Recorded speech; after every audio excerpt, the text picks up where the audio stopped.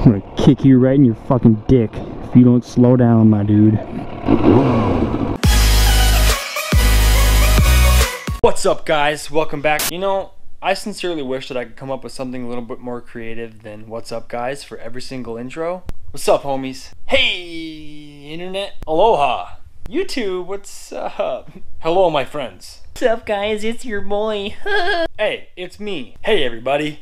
Fuck it. See, things just sound kind of stupid when I say them, so we're just gonna keep it to the nice, plain, simple, low-key, "What's up, guys" for now. So welcome back to the channel, to another Bike Things episode featuring my messy-ass garage. Today's a pretty big day.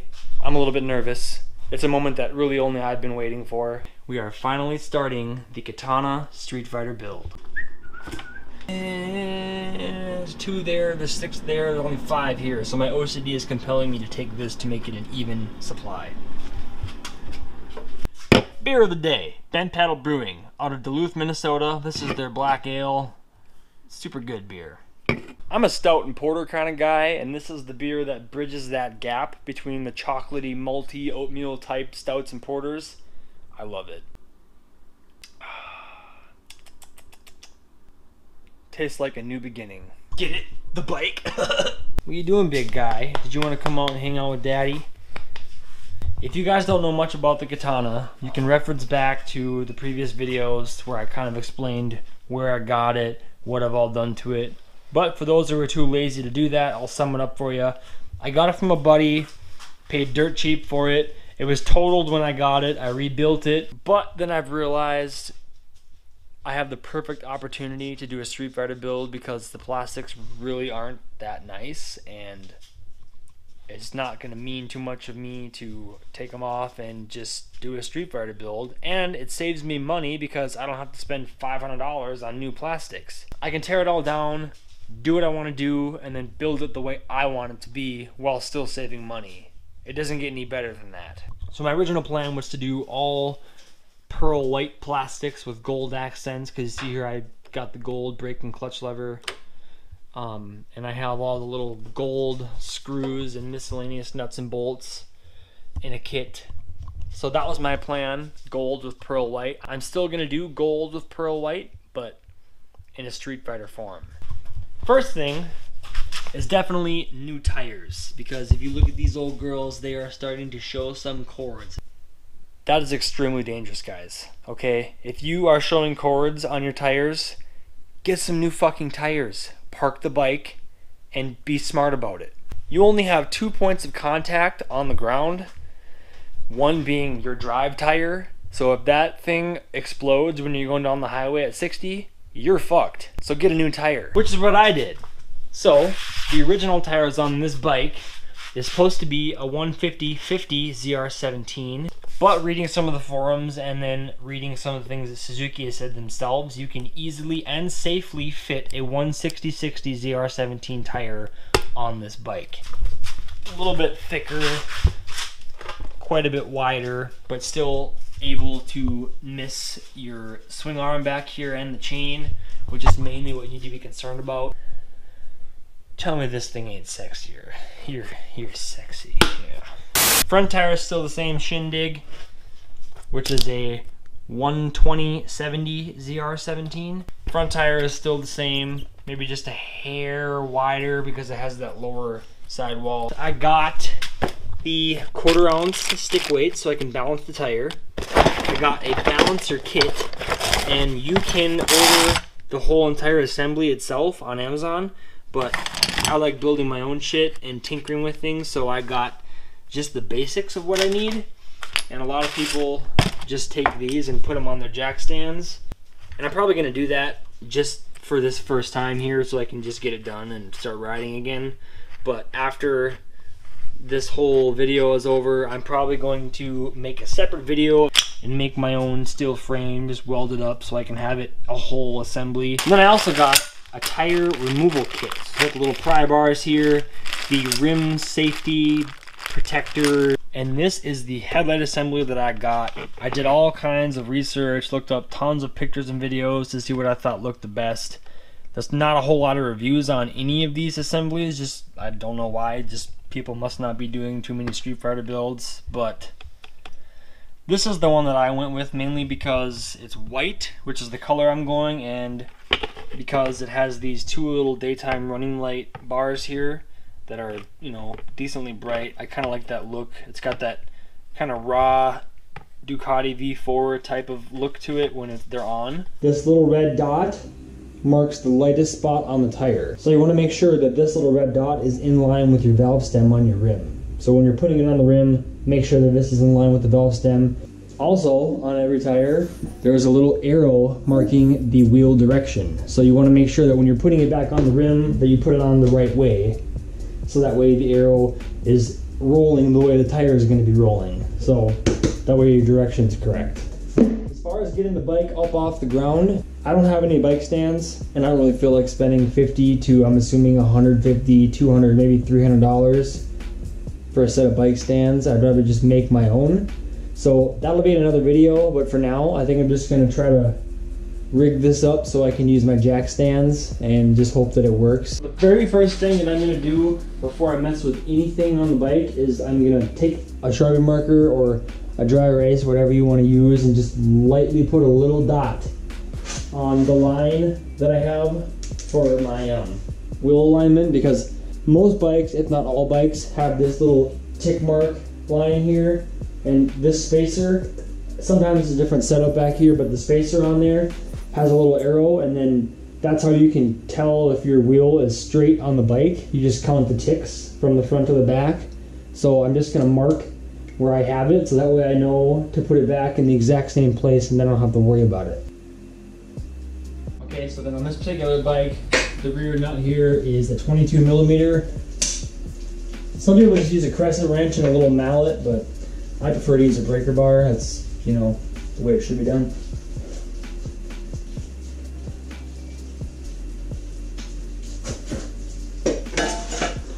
So I got these ones. And I got these old homemade ones, so I use these when I'm working on the truck all the time, because instead of a jack stand, it's a solid piece of pipe in a 1/2 inch piece of pipe, so it's very heavy duty. Okay. Well, now it's time to see if my 545-pound deadlift's really going to pay off in real life, because I'm all by myself. I don't want to fuck my bike up. Let's see if I can't grab the back wheel. Turn this thing forward.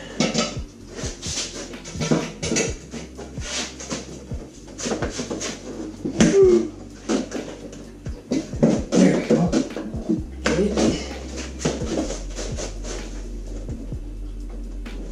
Okay.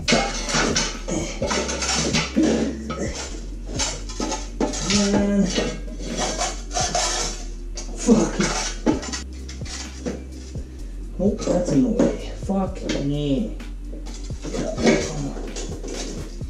Bitch. There. That's solid enough for me. So someone recently asked me why I always wear hats in my videos, pretty much asking if I was bald. And it's a valid question, because I look back and yes, I had a hat on in every single video. But here you go. I'm not bald. I like hats. I get up in the morning, don't feel like fucking with my hair. Sometimes I do, most of the time I don't. So I just throw on the old Brimmerooski and I just start my day. Coors Banquet's always there for me. So there's a little nut on the other side too. Well, that is 17 millimeter. Crack that baby loose over here. Okay, so now that you got the axle slid through and it's loose on both sides, for the Katana at least, it's got these little, I call them alignment bolts, because this is what slides your axle back and forth on these tick marks to make sure your wheel is straight. So it's not on all bikes, but on this particular bike you have to take the pressure off with the nuts this way. So I started on the top of the chain. I'm actually going to come forward just a wee bit more. Start on the top of the chain, pull it over, and then we're going to roll the sprocket backwards until we get the chain to come off. Just like that. The chain is now off. Just gonna hang that to the side here, yet still being out of the way of my axle bolt, because this needs to come out now. Okay, should be able to pull it through on this side now, while pushing up on the tire, or you can put a foot under it. Okay, so we have our spacer here. Make sure we keep that on this side. We've got the brake caliper mount. Alright, so I'm going to let all of the air out of the rim. I don't have one of those little valve stem puller tools. I don't really like pulling those out anyway because they tend to break and they're fucked. Well, the kit that I bought on Amazon does not have the little bead breaking tool, and I cannot get it with my crowbar, my body weight.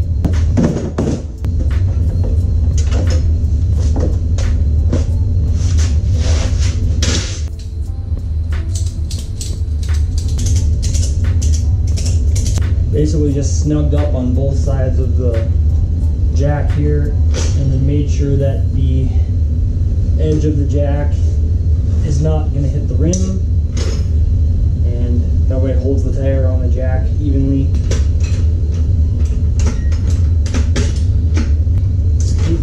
There we go.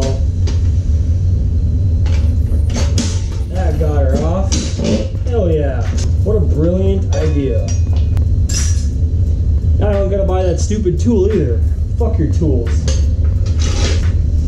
Just gotta pull the sprocket assembly out of here for now, so I can set the bike, so I can set the tire down on this side. Okay, so now I'll take some Windex, spray it around the rim to lube it up. Hey, you should be able to take the rest off with your knee. Yep, that's working. There it is.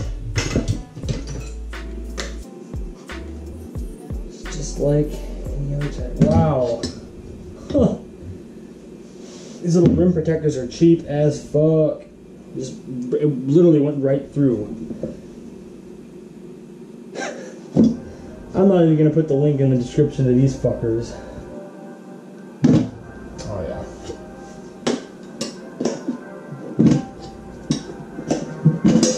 Okay, put this side over, pull off my rim protectors.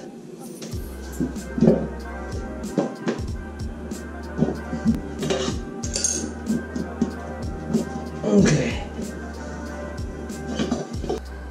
So a little side comparison for you. You can see the side wall is significantly deeper, pokes out a little more, because the tire itself is just wider. Just for you guys that want to know, the old tire is roughly 6 inches. This one here is roughly 6.5, 6 5/8. So 1/2 inch to 5/8 inch more width in this tire, so it should look a lot better on the back of the bike. My direction goes this way. So this is the way I need to put it on. My valve stem aiming towards me, bring my little red dot, aim it towards me, and that is roughly how the tire will go.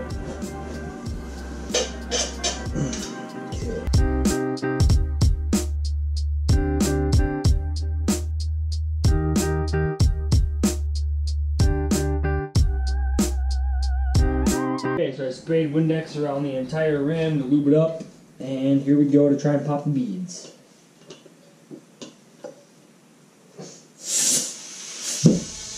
There's one.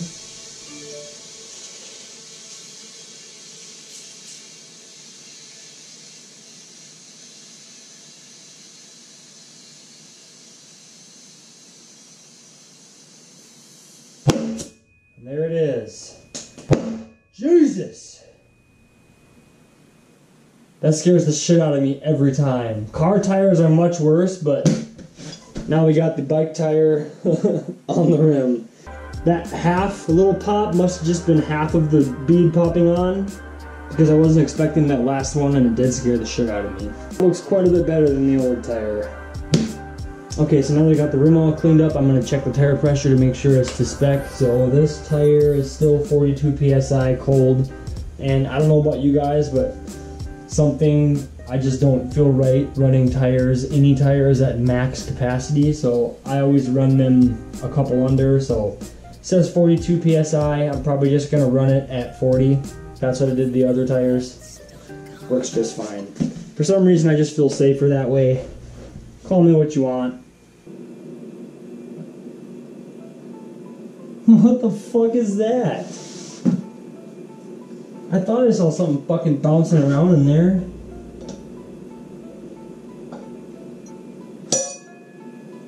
What the fuck? Bro, a fucking rubber ducky. Devin, if you are watching this, let me know what this was about, man. If this is like the lucky duck, I wonder if that's what it was. Bro, tell me what this was about. Because if it's the lucky duck, it's going back in the rim. Alright guys, now that we got the wheel to the pressure that it needs to be, now it's time to balance it. So I got it up here. Again, this is the little thing that I got to balance my rim. This was just the axle and the bearings itself. It was like $33 or something like that on Amazon. I'll put the link in the description for this. Or you can get the whole assembly, I think for like 60, 55 or 60, but I just got this because I'm gonna weld up my own little stand for it. I'm gonna start off by taking the old weights off. Okay, so now I'm gonna spin the wheel just gently and wait for it to settle out. The heaviest part of the wheel should settle at the bottom, and that way I know where the lightest part of the rim is, which will end up on top, which is where I have to put my weight to balance the wheel. So, okay, looks like we're gonna spin the other way. Just gonna cheat it a little bit, slow it down.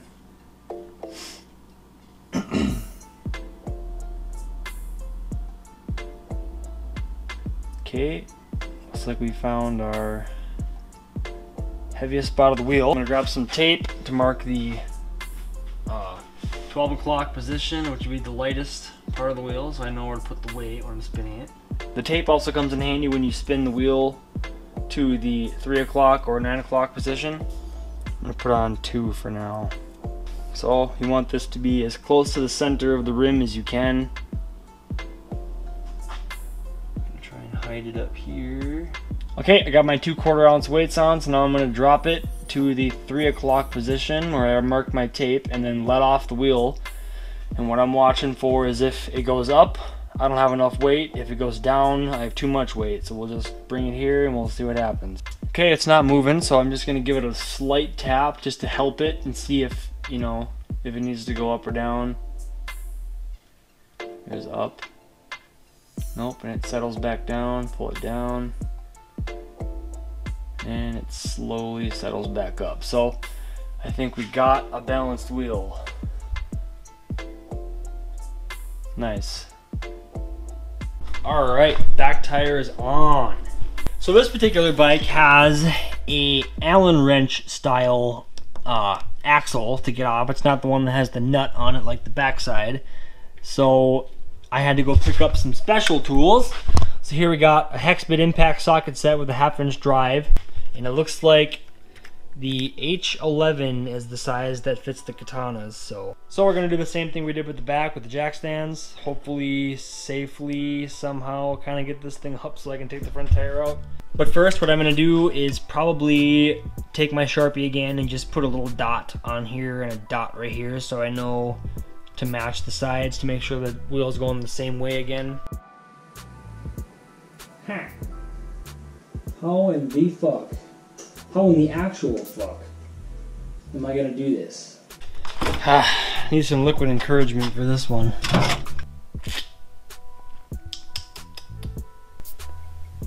I got it.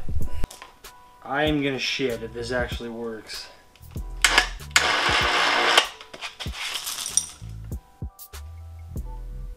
Fucking really? This is so cool. Dude. Where has this been? Like, I forgot that I had this thing. I think what I'm actually gonna do is make a little cherry picker frame that sits on wheels that I can roll around and then just have this hooked to it so I can lift things up. This is cool as shit. Okay, so double ratchet straps, quadruple looped onto the crane hook, and then my power cord runs up there. Then I can stand safely over here and can control the crane.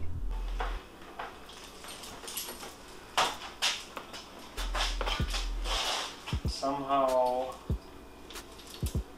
hooking this up without scratching the piss out of my fork support. What bike stand? Bitch, please. This is so dope and dangerous. Okay, I don't recommend doing this, guys. Obviously, not everyone's gonna have a 300-pound crane laying around their garage, but I just so happen to have one, and I don't have bike stands, so this is what I do. Up, up, up, down. Super fucking sweet. Okay, so back to work. I'm super stoked that worked. Call me an idiot or call me a fucking genius.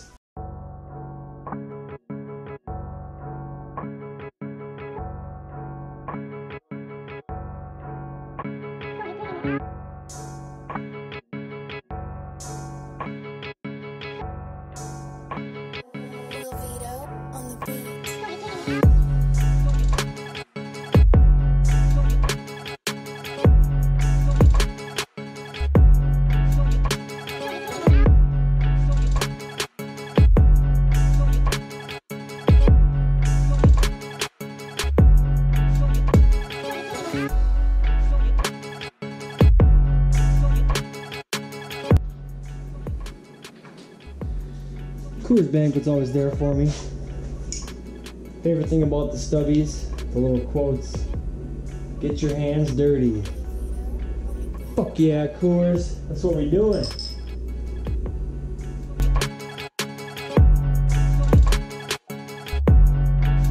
So, as you can see, the front tire has not been ridden on yet. And it's got that nice oily new rubber type sheen to it, which all new tires will have when they come out of the mold. That's just the texture that they are, but it's super slippery. So when you put a new tire on, you definitely need to go break it in. Basically, you want to try to work up all of the surface of the tread, so it's all like rough. Like you can see this fine line right here just from rolling it in the garage a little bit where it kind of scuffed it.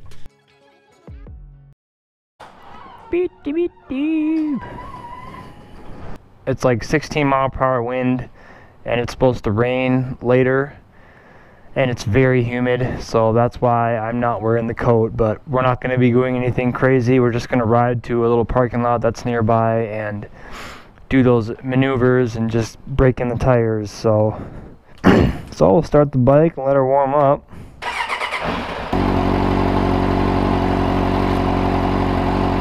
Look at the humidity just rolling in. It's like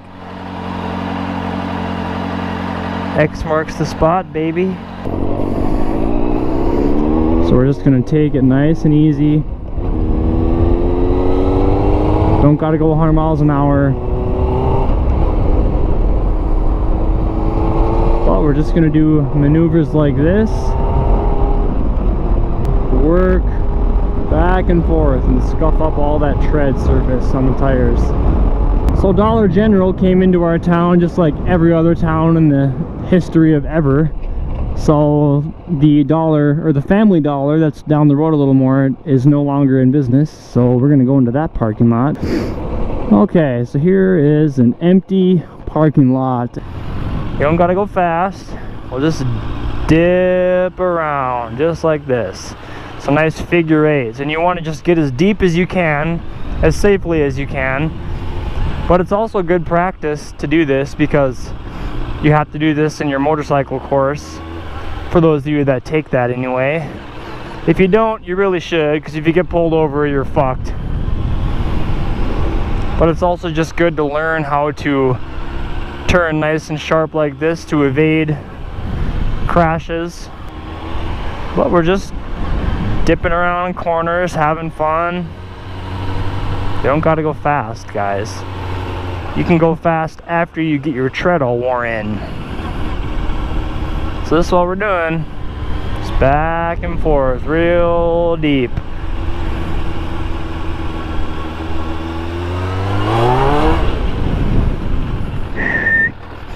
Alright, so now we're going to turn the bike off, and for the most part, these tires are broke in. So after you do what we did in the parking lot here for, I don't know, half hour, 45 minutes, or go find a road that's really curvy and just take it easy until your tires look all scuffed up like this, and then you're good to go.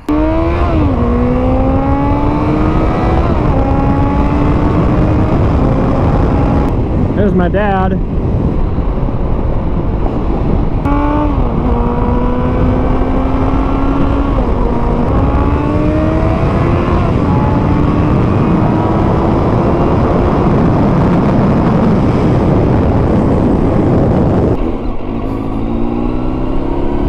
Can he make it? Oh yeah. Skirt. Alrighty. That was the last ride for the Katana in this form. So now it's time to start tearing her apart.